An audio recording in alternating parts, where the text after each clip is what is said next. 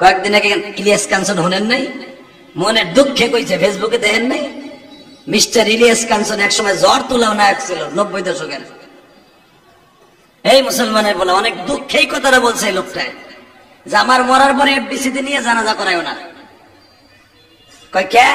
তার উত্তর হলো, আমি দেখছি আমি ইলিয়াস কাঞ্চন চোখ দিয়া যে জানাজায় যারা খাড়ায় 95% লোক অজু করে না খাড়ায়।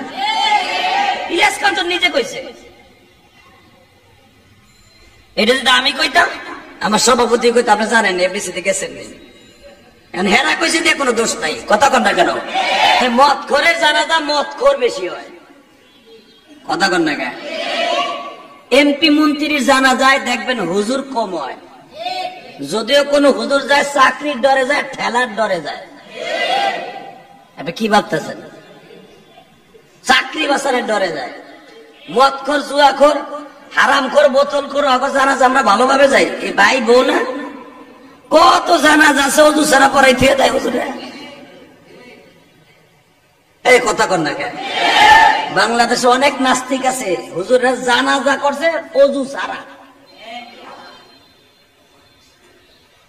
জুনায়েদ বাগদাদির নাম শুনছেন না? জুনায়েদ বাগদাদি একদিন কুত্তায় জিজ্ঞেস করে কুকুরে, এ জুনায়েদ তুমি ভালো না আমি ভালো? আপনি তো আপনার বাড়ির কুকুরে ডাকেন কেউ কেউ। কুকুরের যে ভাষা আছে, তার জাতিগত একটা ভাষা আছে, এই ভাষা আপনার আমি বুঝি না, কিন্তু আল্লাহর ওলিরা বুঝতো, নবীরা বুঝতো। জুনায়েদরে জিজ্ঞেস করে ইথারের মাধ্যমে, জুনায়েদ দাঁড়াও, কি আগে কও, তুমি মৌলার কাছে দামি না আমি দামি?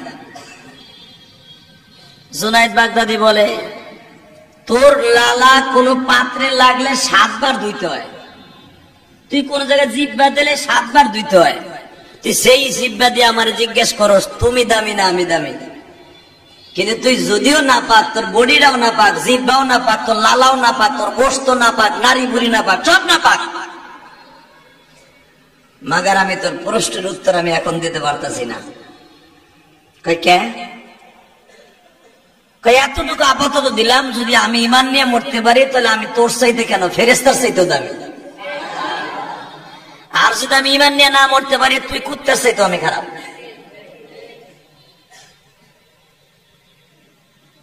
তাহলে উত্তর আমি কবে পাবো সঠিকভাবে? প্রশ্ন করছি তো আমি তোমারে, তুমি দামি না আমি দামি? বলে আমার মরার পরে তুই আমার কাফনের কাছে দাঁড়ায় থাকবি। তাহলে তুমি মরবা কবে? হে পর্যন্ত আমি বাইসে থাকবো কিনা? কুকুরে জিগায়। যদি মওলায় তোরে বাঁচায় রাখে তাহলে তুই আমার কাপড়ের কাছে যে আমার মৃত্যুর খাটের কাছে দাঁড়াবি, আমি তোর লগে কথা বলবো।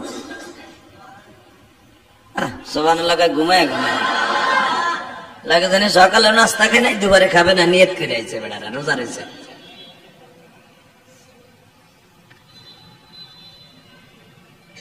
আল্লাহর কি কুদরত, সুবহানাল্লাহ, আল্লাহর কি কুদরত। জুনায়েদ বাগদাদি আগে মারা গেছে। কুকুর বেশি দিন হায়াত পায় না, কেন জানেন? পৃথিবীতে সবচেয়ে কম হায়াত পায় কুত্তা। কারণ এক কুত্তা আর এক কুত্তারে কামড়ায় মারে।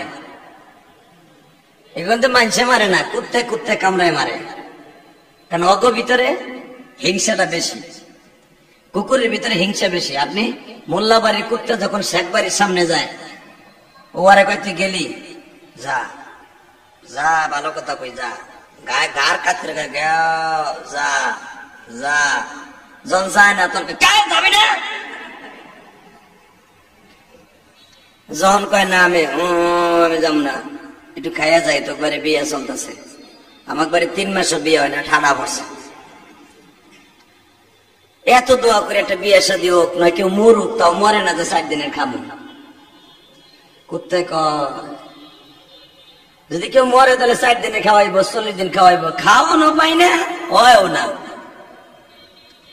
তো শেখ বাড়ি কুত্তায় কয়, বেড়া আমাকে বাড়ি প্রতি সপ্তাহে বিয়ে হয়, দেখ না কমিউনিটি সেন্টারের সাথে আমার মালিকের বাড়ি, তখন কে লেগে তোর লাগে বন্ধুত্ব করে লেগাইছে, তখনও কয় এখন যা পরে আইস।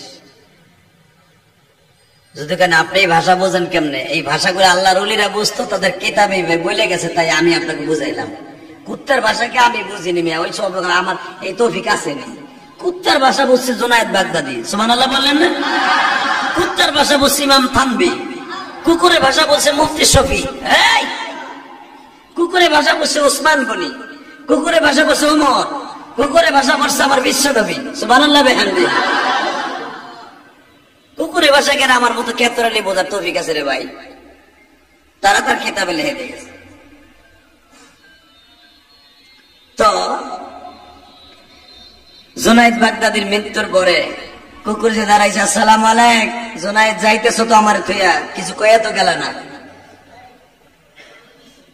আল্লাহু আকবার, আল্লাহু আকবার। এক কলির খবর আর এক কলি বুঝতে পারে। তো জুনায়েদ বাগদাদির জানাজায় যারা আইছে তারাও তো একজন একজন আল্লাহর ওলি, ঠিক না বেটে? আরে মদ খোরের জানাজা মদ খোর বেশি হয়, কথা কন না কেন? এমপি মন্ত্রীর জানাজায় দেখবেন হুজুর কম হয়, যদিও কোন হুজুর যায় চাকরির ডরে যায়, ঠেলার ডরে যায়। আপনি কি ভাবতেছেন? চাকরি বাসারের ডরে যায়। মদ খোর, জুয়া খোর, হারাম খোর, বোতল খোর, অগো জানাজা আমরা ভালোভাবে যাই। এই ভাই বউ না, কত জানাজা আছে ওজু ছাড়া পড়াই থেকে দেয় হুজুরে। এই কথা কর না কেন? বাংলাদেশে অনেক নাস্তিক আছে, হুজুরের জানাজা করছে ওজু ছাড়া।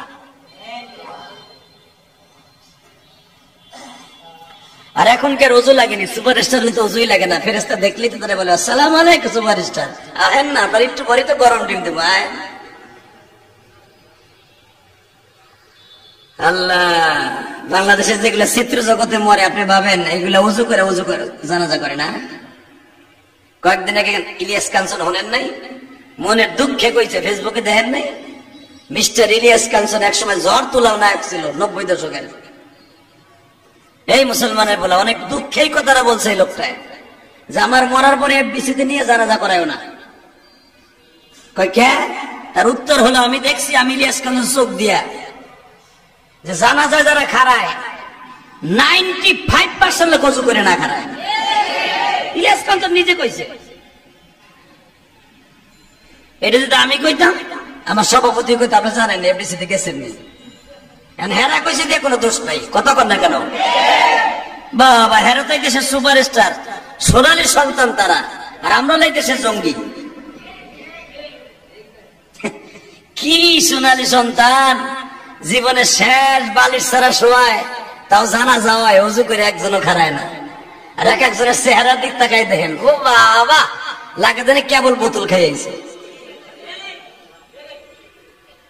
যেমন রাম হেমন দক্ষিণা, সারা জীবন করছো অভিনয়, জানাজার সময় কি তুমি অজু শহীদ পাবা? এত সহজ? জানাজা হলো মানুষের জীবনের সবচেয়ে মেন একটা ভেরি ভেরি ইম্পর্টেন্ট।